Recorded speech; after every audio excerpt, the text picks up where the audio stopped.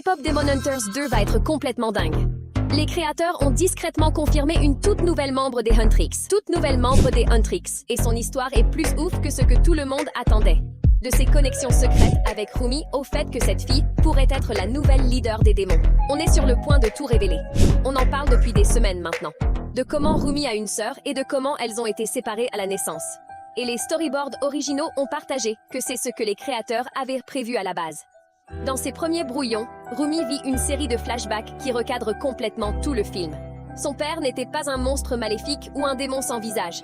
Il était gentil, doux et vraiment amoureux de sa mère. Leur relation n'était pas de la manipulation ou de la tromperie. Elle était réelle. Et elle était interdite.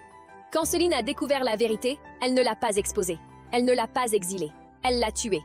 Et avec cette seule décision, Celine arrête d'être une figure d'autorité stricte et devient quelque chose de bien plus sombre. Une méchante cachée en pleine vue. Mais les storyboards révèlent quelque chose d'encore plus grand. Dans ses brouillons originaux, la mère de Rumi n'a pas donné naissance à un seul enfant. Elle a eu 2 petites filles en même temps. L'une est clairement Rumi.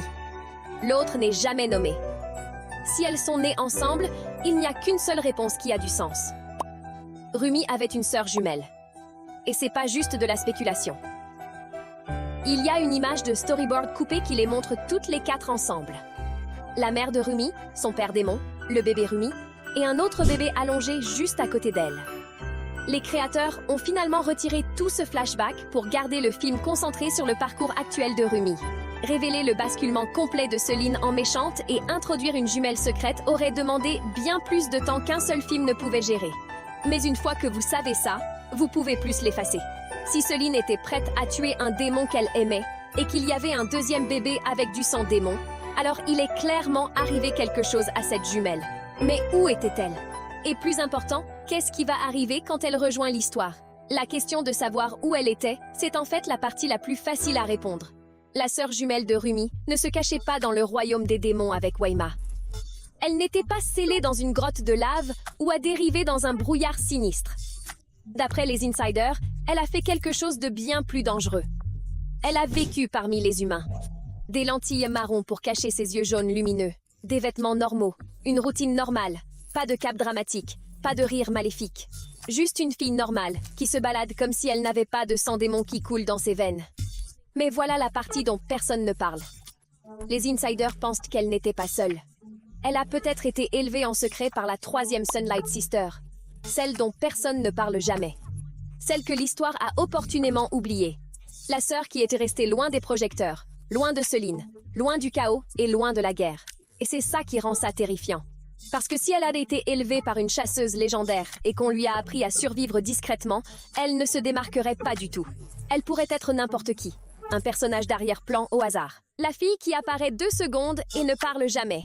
Quelqu'un que vous avez complètement ignoré parce que vous étiez trop concentré sur Rumi sur scène. Alors ouais, si vous revoyez le film, ne clignez pas des yeux. La 4e membre des Huntrix était peut-être déjà à l'écran depuis tout ce temps. Juste en train de se fondre dans la masse, entraînée, attendant, pensant. Pas encore.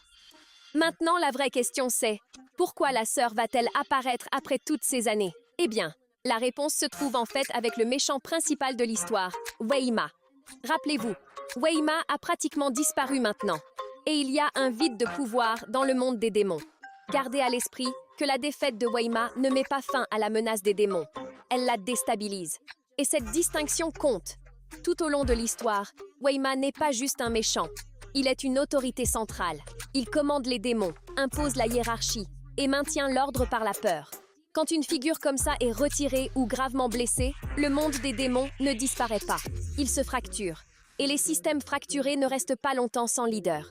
Chaque arc majeur de K-pop Demon Hunters pointe vers un problème de succession imminent. Wayma est affaibli. Son contrôle est brisé.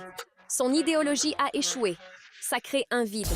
Et les vides exigent un remplacement. La question n'est pas de savoir si quelqu'un prendra sa place. C'est qui le récit met discrètement en position de le faire. Alors c'est là où la sœur jumelle de Rumi arrête d'être un personnage caché et commence à ressembler à une successeur inévitable. Les storyboards établissent quelque chose de crucial. Elle n'est pas juste humaine. Elle est aussi un démon très puissant, né directement de l'opposé idéologique de Wayma. Là où Weima représente la domination, la corruption et la conquête, la jumelle représente la lignée, la survie et la continuité. Sa seule lui donne une légitimité parmi les démons, d'une façon qu'aucun étranger ne pourrait jamais avoir. Les démons ne suivent pas les chasseuses. Ils ne suivent pas les symboles. Ils suivent le sang et le pouvoir. Et elle a les deux. Plus important, elle est intacte de l'influence directe de Weima. Elle n'a pas grandi sous son règne. Elle n'a pas été façonnée par ses méthodes. Ça la rend en fait plus dangereuse comme dirigeante, pas moins. On sait déjà dans cet univers que la voix compte. Le Han Moon n'est pas juste de l'énergie, c'est une résonance d'âme. C'est pour ça que les Huntrix chantent. C'est pour ça que l'harmonie compte. Et c'est pour ça que les Saja Boys étaient une menace aussi énorme. Leur voix n'écrasait pas le Han Moon par la force brute. Elle le contrait, elle le perturbait, le pliait et le forçait hors de l'équilibre. Maintenant, imaginez cette même capacité, mais venant de quelqu'un d'aussi puissant que Rumi. La sœur de Rumi est aussi l'enfant de sa mère. Donc, elle doit aussi avoir une voix magnifique. Si la sœur de Rumi s'aligne avec le monde des démons, sa voix ne se heurterait pas juste au Han Moon, elle pourrait le neutraliser. Là où les Huntrix stabilisent la barrière par l'harmonie, la sœur pourrait la déstabiliser par l'inversion. Pas en la criant, pas en l'attaquant directement. Juste en chantant dans une fréquence qui l'annule. Ça la rend plus dangereuse que Weima ne l'a jamais été. Parce que Weima avait besoin de la force. Elle n'en aurait pas besoin, et c'est pourquoi les démons la voudraient, comme leur reine. Avec Guima blessée et sa domination brisée, les démons n'ont pas juste besoin de leadership. Ils ont besoin d'une nouvelle méthode. La sœur de Rumi représente cette évolution. Un démon qui n'a pas besoin d'armée ou de force brute pour faire la guerre. Une voix pourrait défaire tout ce que les chasseurs ont construit. Une chanson pourrait fissurer le Han Moon grand ouvert. C'est le scénario cauchemardesque que Rumi essaie de prévenir. K-Pop Demon Hunters 1 était l'histoire d'une fille née au centre d'une guerre qui a failli se perdre dedans. La pression, les attentes, la peur de devenir la chose contre laquelle tout le monde l'avait mise en garde. C'était le cœur du premier film. K-Pop Demon Hunters 2 fait naturellement évoluer cette histoire vers l'extérieur. Cette fois, le conflit ne concerne pas qui est Rumi. Il concerne qui sa sœur va devenir. La jumelle de Rumi marche exactement sur le même chemin sur lequel Rumi se tenait autrefois.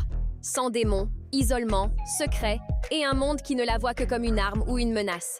Rumi a survécu ce chemin parce qu'elle avait des gens des Huntrix qui l'ont ramenée avant qu'elle ne franchisse la ligne. Sa sœur n'a pas ce filet de sécurité. Donc l'objectif dans la suite est simple et profondément personnel. Sauver sa sœur de tomber dans la même obscurité dans laquelle elle a failli tomber. L'amener dans les Huntrix, en faire la 4e membre que le groupe a toujours manqué. Non pas pour l'équilibre, non pas pour le pouvoir, mais parce que l'appartenance est ce qui a sauvé Rumi. Et elle croit que ça peut sauver sa sœur aussi. Mais pendant que Rumi essaie d'attirer sa sœur vers les Huntrix, les démons tirent tout aussi fort dans la direction opposée. Avec Guima vaincue, les démons sont sans leader. Et dans ce chaos, la sœur de Rumi n'est pas vue comme un fardeau. Elle est vue comme une destinée. Du sang démon pur, non touchée par les échecs de Guima, élevée en dehors de la domination démon, ce qui la rend adaptable, moderne et dangereuse d'une façon que l'ancien ordre ne l'était jamais.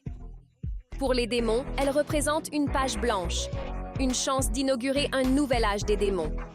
Un qui ne se cache pas, ne supplie pas et ne perd pas.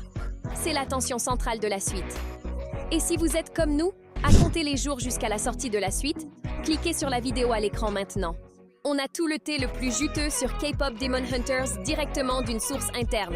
C'est tout ce qu'on peut dire pour l'instant.